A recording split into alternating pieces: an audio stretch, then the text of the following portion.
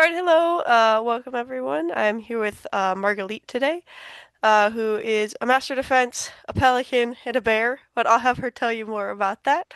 Um, I'm Revna, the social media officer. I'll just be asking the questions today.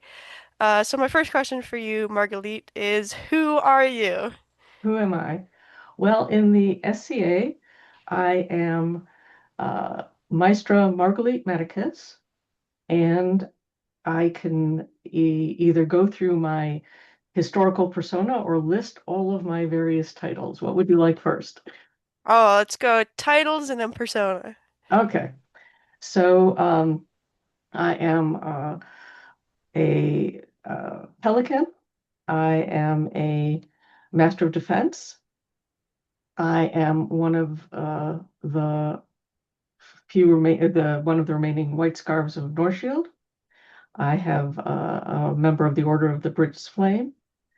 Um, then I have after that a tier, several principality awards going back to before we had became a kingdom, and then um, I think some Nordskogen awards and I have an augmentation of arms for Nice. my time as Kingdom Kyrgen.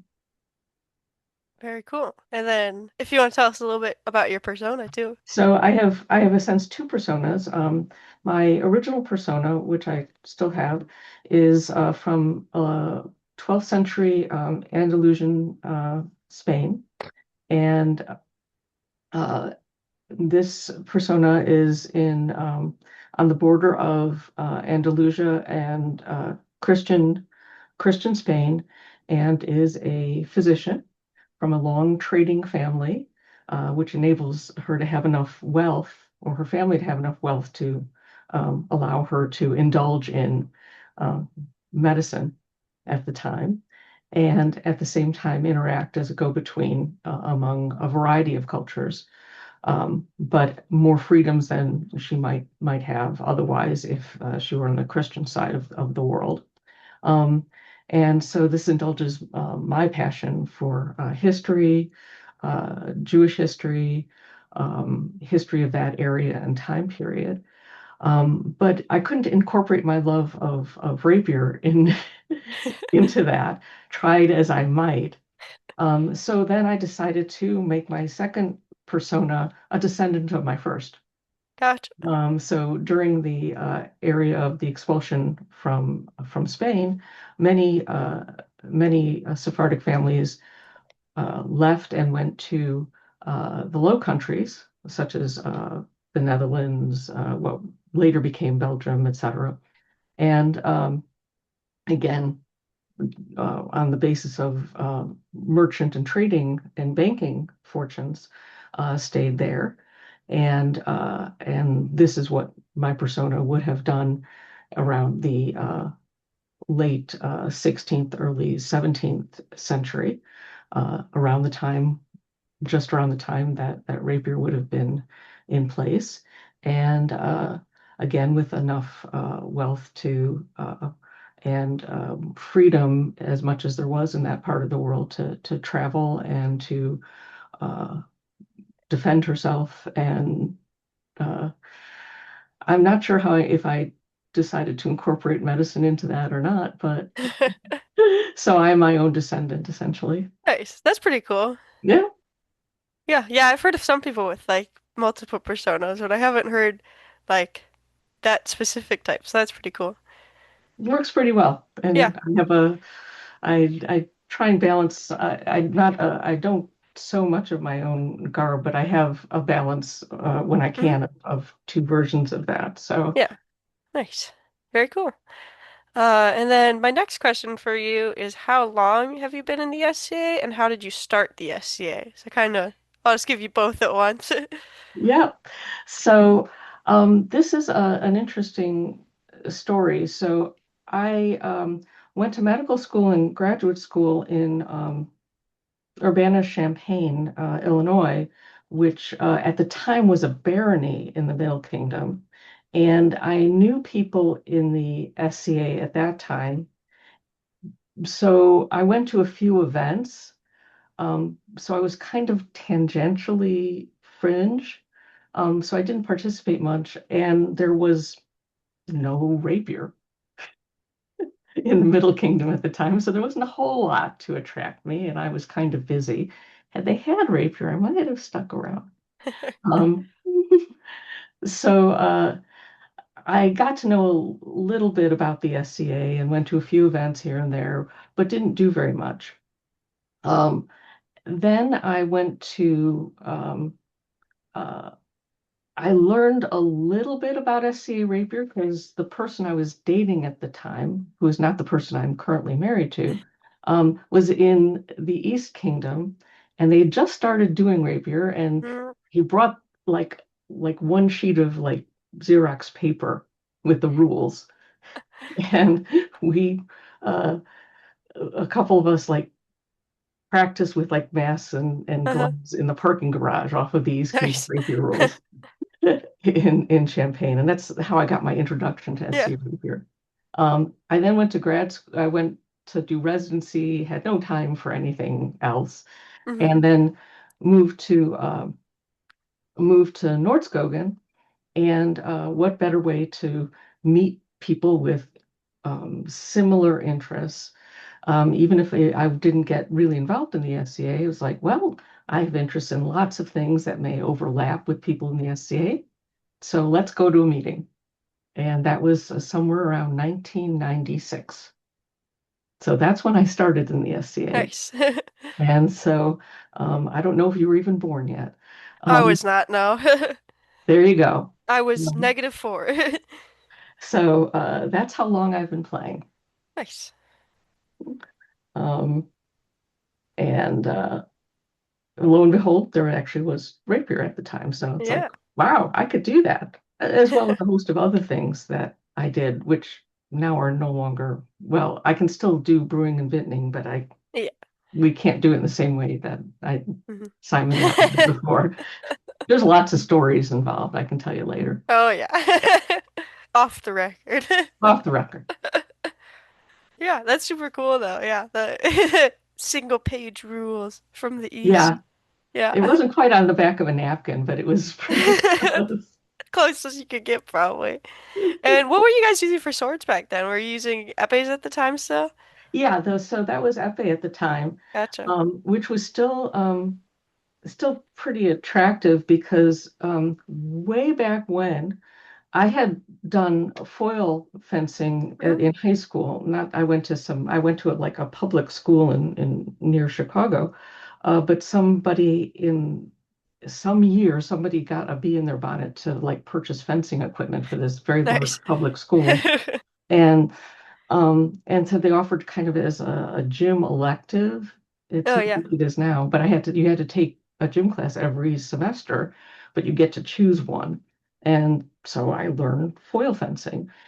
Women weren't allowed up until way, way later to do anything besides foil. So when I started even doing FA, and I could hit every part of the body, it's like, oh, this is like way cool. You couldn't do Oh it yeah. even in the 1990s in Olympic style Yeah. fencing at that time. So even just with epes, much less, you know, historical weapons, this was a big step up. Yeah, for sure. Um, and there's a whole story about how Midrealm and the Principality of Northshield ended up transitioning to heavy rapier, which is something that I could tell you, but that may not be appropriate for this. You can. Go Okay. for it. Yeah. Okay. So back when we were a principality and somewhat far removed from the seat of Midrealm power, so we're like in the hinterlands. Hmm. Uh, I mean, literally. From where the crown is usually in mid-realm. And the king at the time, Edmund, um, decided, and there's lots of theoretical backstory that you may or may not hear, but at the time that we knew, decided that, eh, remember, rapier was an ancillary activity. It was considered like, well, we could do it or not do it. And he decided that he didn't really like epes. He wasn't too fond of rapier at all, for that matter. And so he basically gave the kingdom 3 months to get rid of epes altogether and transition to heavy rapiers. This was in the in the 90s, I think, maybe 2000, not very long. And there weren't very, the only heavy rapiers being produced at the time were the oval schlagers that you had to get. There weren't very many manufacturers, they were Hmm. expensive. And you had to, there wasn't, they were oval schlagers like from Germany and one other producer. You couldn't get very many hilts. Um, and only a few people had them, and they were significantly heavier. For us, rather than playing with epes, they were significantly heavier than an Olympic style epee. And we had 3 months to get rid of all of our stuff and purchase schlagers and the guards to go with them and learn to play with them. And because if you didn't get one, you weren't playing. That was it. You had 3 months and it's all gone. And that was the end of it. Um, which, given the timeline, that was a decree passed into the rule set. In behind it was the what we heard after the fact was he was actually going to just get rid of rapier altogether. Um, but he was talked into this transition. The interesting thing is that we went down to Gulf Wars, and all of Gulf Wars was playing with epes. You couldn't Hmm. compete if you didn't have epee. And Yeah. here we were, a whole mess of mid-rummers who couldn't actually fight in the Oh war. no. And now we all had, you know, Yeah. epes and we all had epee authorizations.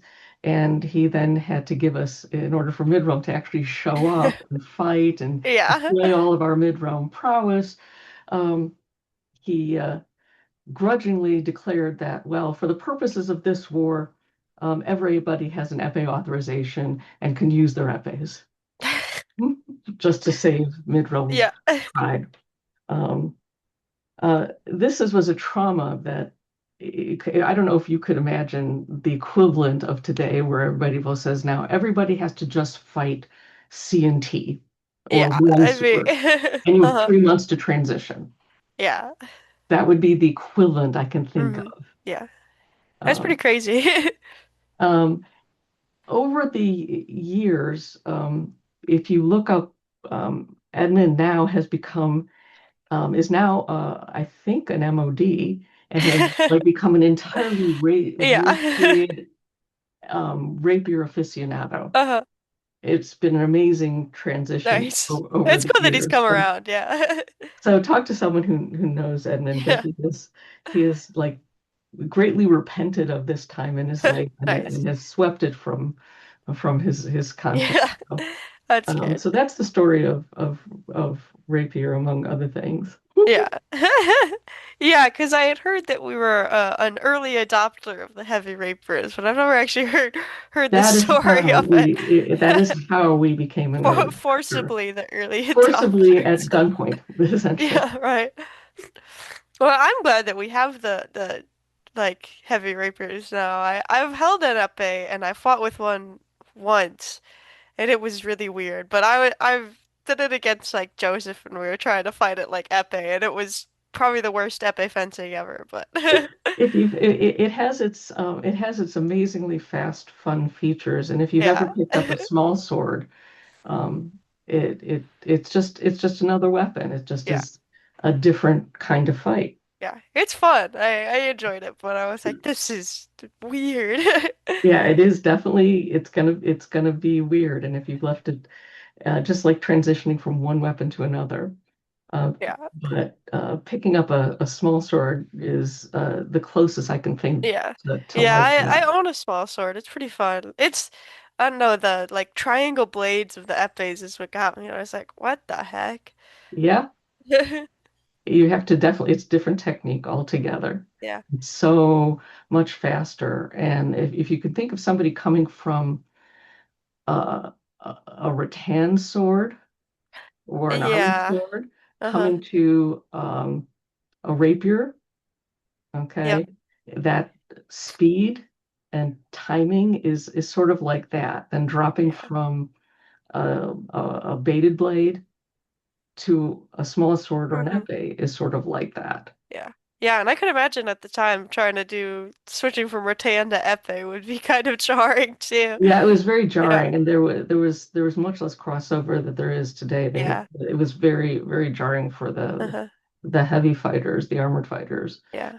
There's much more crossover than there is, I think, because of Definitely. that. I think ultimately it's a very good thing. Yeah. It's just giving people a 3 month transition is, Yeah, I maybe. think the time is very Yeah. few manufacturers and the Uh-huh. cost.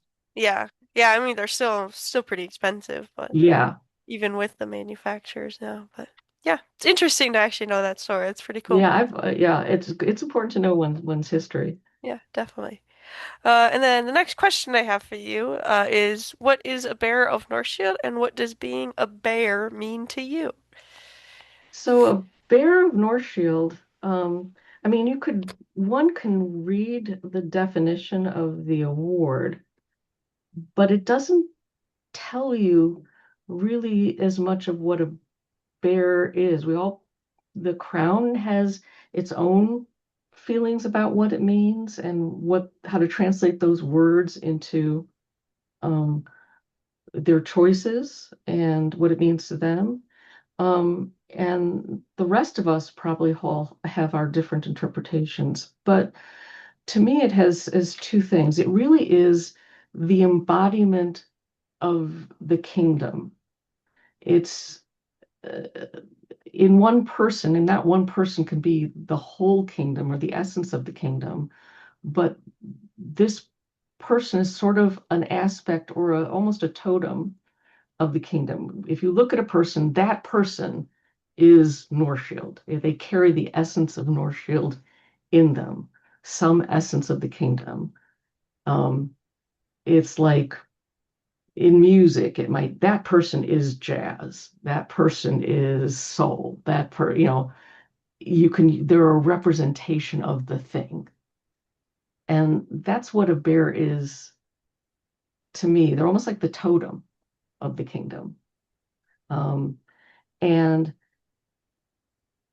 and that's how I would I would hope every bear would see themselves. They represent and embody the kingdom within themselves to some degree, some aspect.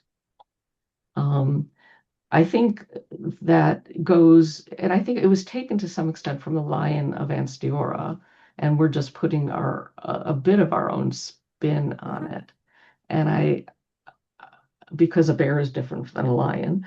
Um, but it should carry the same both essence of fun that is Northshield, because Northshield is a little bit quirky and smaller and has its own unique flavor. At the same time, the gravitas of being the embodiment of a kingdom.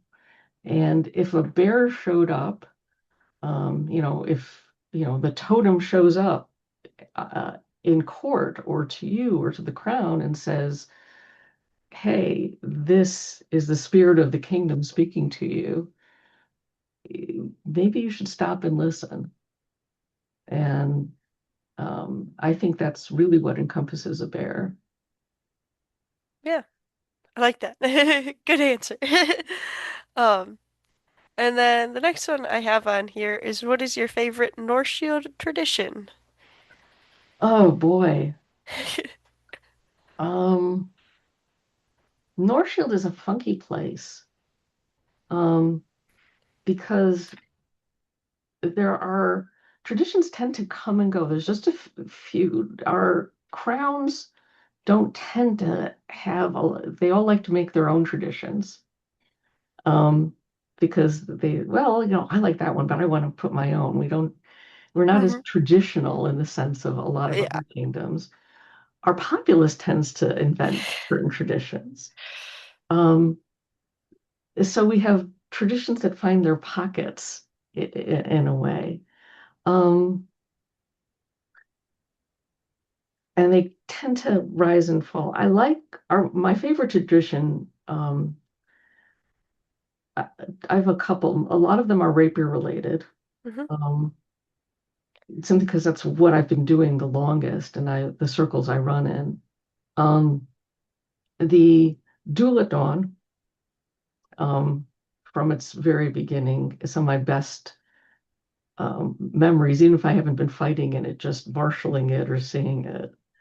Um, the Princess's Sleeve, because it's a tradition that's never, it's always happened, and it's not unlike the Queen's Champion and Ansteur, which is written into law. This isn't written down anywhere. It is entirely happens due to tradition and cultural force. No one is, one could not have it, but probably all hell would break loose. Yeah. Um, Other traditions are, oh boy, just certain sayings. The um, Just having them be there. I think having the getting together, whether it's at Warriors and Warlords, and having fun evenings of odd parties and happenings with certain themes, no matter kind of who puts that on. In the past, it would be various households or just groups of people deciding, we're going to do this. Sometimes it's the orphanage. The existence of the orphanage is a really, you know, great thing that I don't think happens anywhere else. Um, uh, I trying to think of lots of other little traditions. They're just little things. Um, we're not a generally singy kingdom, especially since Mateo left. We're not a very singy kingdom. Callantir is, but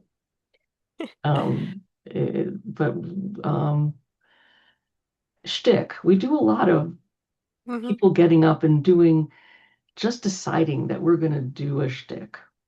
Jean Robert, um, doing some magic or a little shtick. Um, Presenting a Kyrgian's bill, presenting my bill.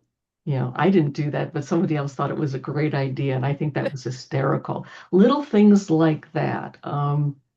The Quacks Guild, which I'm pretty sure originated with us, and then spread. Um, yeah, just these little bits of traditions that pop up, and because they're fun.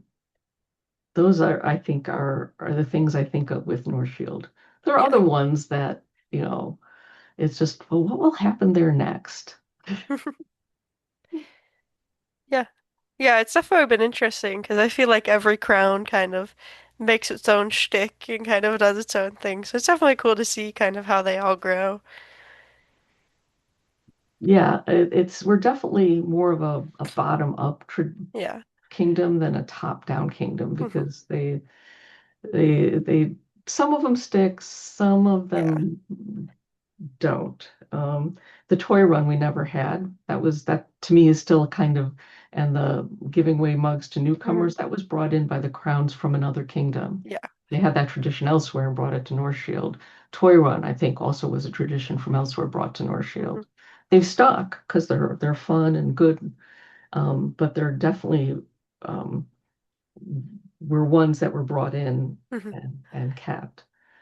Um, Things like, people have, played with, do we have a King's Guard, a Queen's Guard, champions, no champions, which champions, who's champions, how do we get champions? All over the map for since I've been here. Yep. It's going to continue to be all over the map. So one of the Northshield traditions are there are no traditions that from crown to crown. Mhm. Sleeve, Except the princess sleeve. The princess sleeve is staying pretty. princess's sleeve is there. Everything else you Yeah. roll a die 20 and you'll find out what the tradition is this week. Yeah, for sure. All right. And then the next one I have on here, we kind of did this already, but how do you find Northshield to be different from other kingdoms? Um, it's interesting. Other kingdoms um, I think some of it's geography, for one thing. We are geographically big and populace small, Mhm. and we come up with, and that affects a lot of how we do things. Um,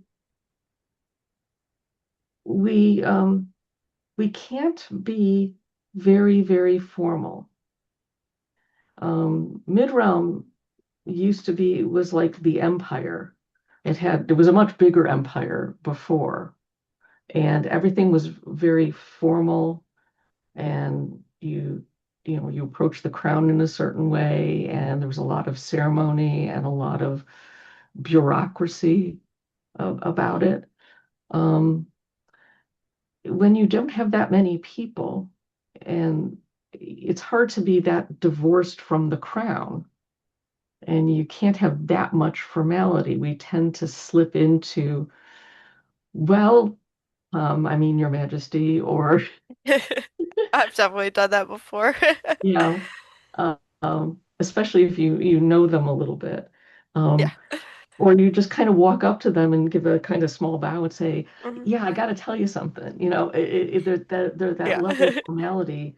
Um, it's a little bit more um, less, high Renaissance or high medieval than it is, you know, you know, you know, Dark Ages, Viking, whatever Mhm. it is, because you don't live that far from the people. Yeah. You still have the pigs in the front.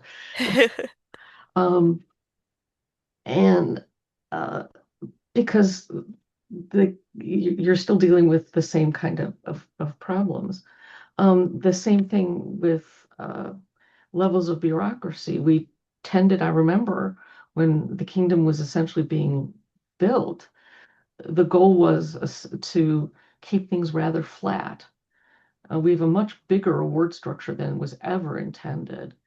Um, and it grew to serve the needs of the kingdom, but it was meant to keep things, our rules, our laws were intended to be much smaller and flatter than mid-realm or a lot of other kingdoms, because we just don't have that many people to serve in that many spaces, and to keep people closer together socially, I think. Um, I think because of that, also people tend to do, especially in smaller shires further west, um, a lot of people do a lot of things.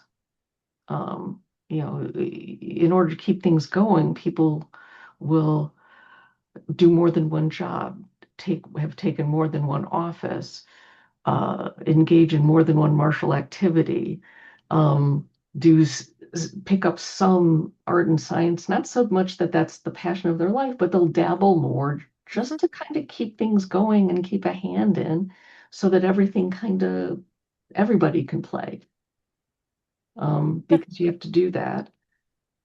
I think also because I live with Simon, and I've written some rules way back for the Kyrgyznet, but also watched Simon write rules and had my hand in some rulemaking process. We have to understand that people are not going to have access to experts or access to a marshal. Yeah. So we think of, okay, this is not to diss South Dakota, but we think of the two guys in South Dakota who Mhm. have the rule set and a couple of swords, Yeah. and they're going to practice together. And they've got no one else to ask except by email. or Hmm. Zoom. Yeah. Um, you have to write your rules with that in mind Hmm. because access to expertise isn't an hour away. Sometimes it's 4 hours away. Yep.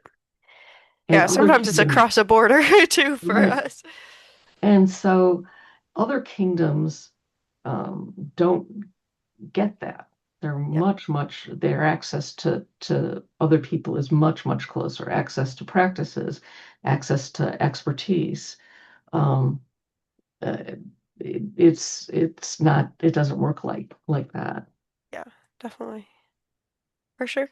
Yeah, because we definitely have that wide spread, especially since we got the Dakotas and a little bit of Canada, a little bit of little bit of everything. Yeah, and even in Wisconsin, Yeah. there's everything west of Madison Hmm. kind of gets mishmashed into where do people go? Yeah. It's to up north, northern Minnesota. It looks like it's a 2 hour drive, but it's really a 3 hour Oof. drive Yeah. because there's no highway. Um, they're just kind of in the middle of a lake. Hmm. Yeah, I don't know how far it is, like from the farthest edge of the kingdom to the other. It's got to be pretty far. Oh, it's really far. Yeah. It's really I far. don't know what the math would be on that. Okay, so the boundary, it's 20 plus something. Yeah. I mean, 'Cause I know it's like 10 hours for me where I am to get like to the Dakotas. and so you have to go all the way essentially to the Black Hills, which Yeah. sits, you're Yeah, where practically in where are the Wyoming. farthest 2 points of Northshield? Not to get sidetracked, but I'm kind of curious, so I don't Well, know. if you really want to, you have to get up to, if you take it all the way, basically go from the northeast edge of um,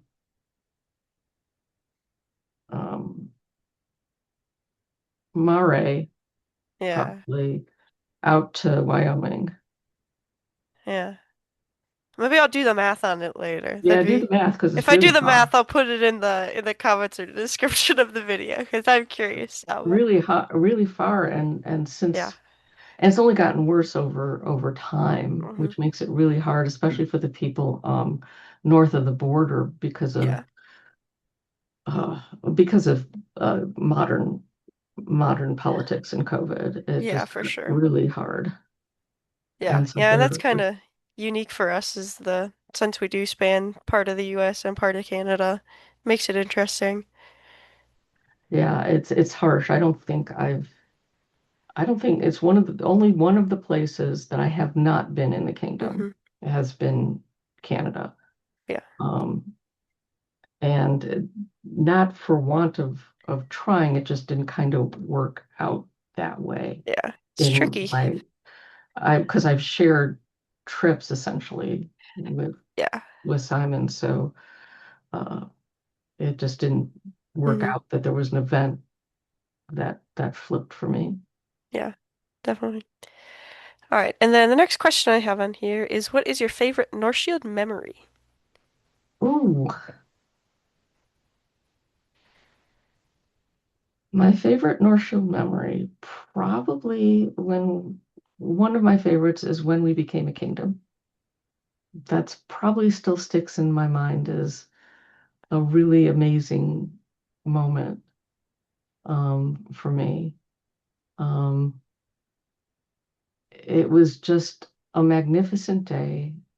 So many people had worked so very hard on trying to create uh, a new thing that would work and go forward um, with joy and love. And Zig and Berdai had worked so incredibly hard um, as crowns to to make that. It wasn't just ceremonial for them. They worked incredibly hard, and it was a beautiful ceremony with all the elements that you could want in it to create a new kingdom.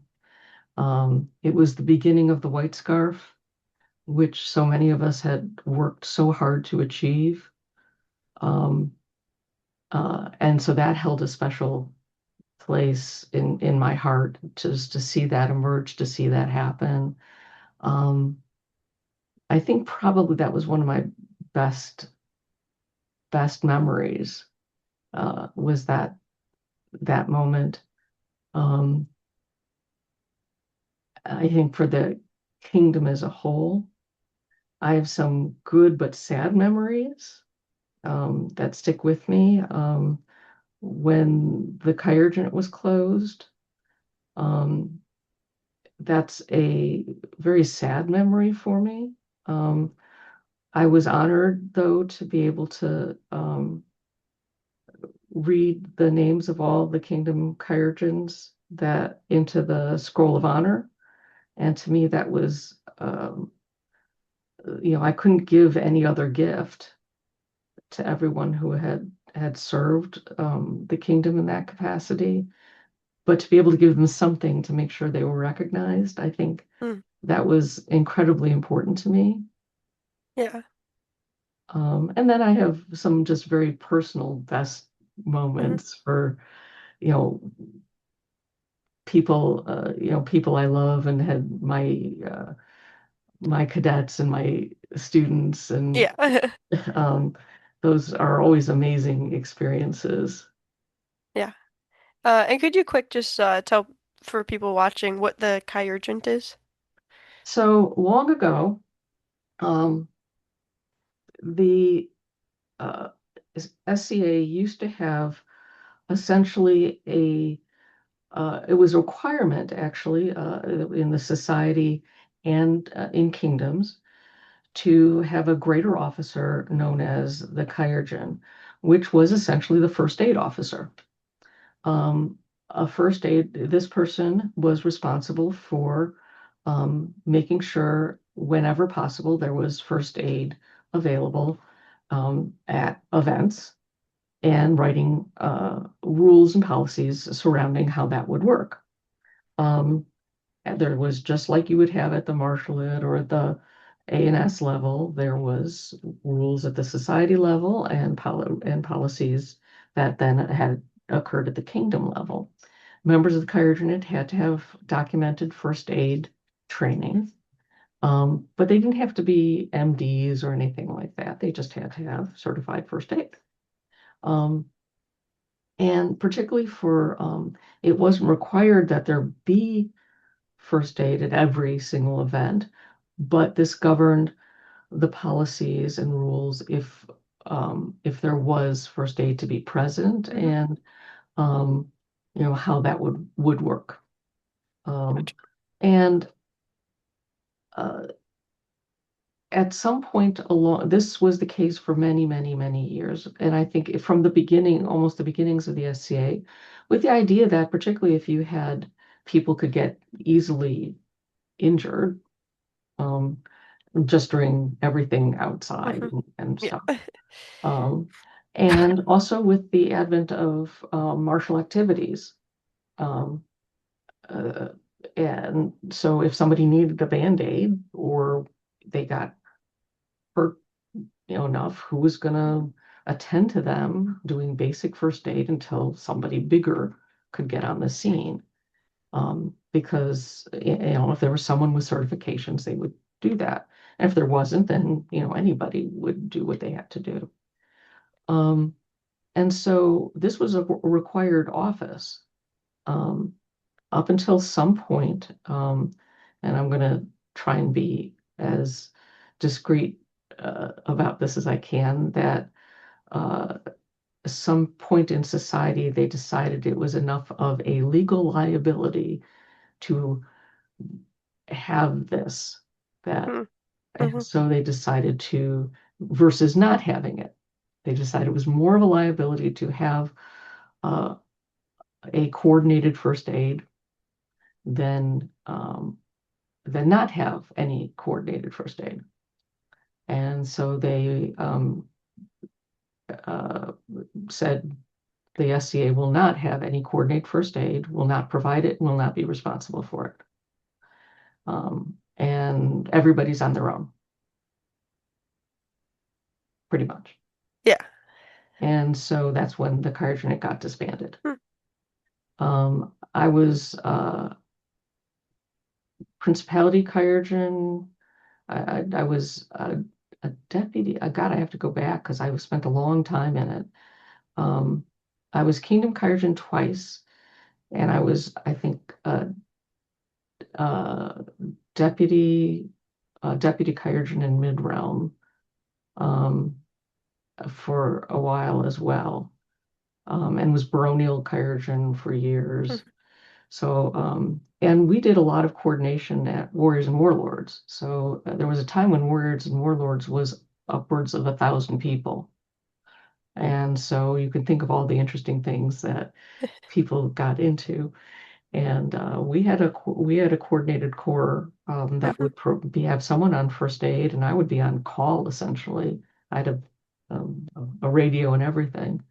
But we always had first aid available during the day, a first aid essentially station, and I made sure essentially that I had a radio most nights so that I was on call for a lot of all of Warriors and Warlords, so that if there was a problem, somebody it would be handled. Hmm. Um, and I have some of my the being in the Kyer unit actually. I would Gulf Wars and to Penzik. The couple of times I've been to Penzik, I've gotten calls or requests for assistance, Hmm. um, and so I've gotten to see a lot of people, a lot of different people, meet a lot of different people just being asked for uh, first aid. People knew I was an MD, so I got requests. I got special requests, and I get to see a lot of people's Yeah. various body parts in a lot of my years in the SCA, a lot of royalty body parts. Yep. Um, uh, uh, so yeah, of various many kingdoms. Oh yes, I remember your shoulder. Oh, how's that knee working out for you? So I have lots and lots of stories. There was one guy at Dublin. There was two of us working on this. There's a guy who decided that he wanted to not have any. He needed to get rid of the hair on his head. Wanted to, it was cooler. I don't know, but decided to nair his head at Dub Dub. Um, do not do this at home. Anyone, please do not do this. You will end up in the emergency room. This is Oh no. just not a good idea. Darwin Award time. Okay, but these are so you're um, and so this came. I've also had a couple of encounters where at Gulf Wars where I was in. We were marching out to the field at one point, and I was wearing a Dutch coat. I had a rubber band gun strap on, sort of an English Civil War kind of Hmm. outfit. My rapier at my side, and we're parading onto the field, and there are royalties on horseback, and one of the crowns, and I don't know which kingdom it was. It doesn't matter. Um, the horse decided to just take off, and the handler essentially lost control. The queen who was on the horse was not very expert horse rider, and so she was going to fall off any minute, and I could see her almost falling. So I'm going, I'm just going to go because I know she's going to fall. And so I'm starting to strip everything off of me so I can run. So I'm leaving this wake of gear in place. So it's like sword off, gun off, gloves off. Everything's coming off of me so I can, as I'm taking off, this field behind me is strewn with gear as I'm running after the woman and the horse. And I have people collecting my stuff behind me. Yeah, nice. Um, and I still will do this today. If I hear something, and I'm on the field or I hear my name called, you'll just see the scattering of stuff behind me as mask drops, sword drops, drops. Easiest way to find you. Follow You the do trail. just follow the trail, just follow the trail.